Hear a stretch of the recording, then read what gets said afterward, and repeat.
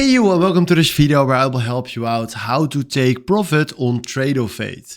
So right now we are having here the chart, and if you want to take the profit or create a take profit order, we go right here to trading. Then right now we have here the option to select simple or advanced, and then we select advanced. Then from here we click here on buy because we want to do a long position. Select right here the quantity, and then we go right here to type. There we select right here, just take profit because we want to take profit, so take profit only. Select right here if you want to take your profit in ticks, delta price or value. I recommend you to do value because that is more easy for me.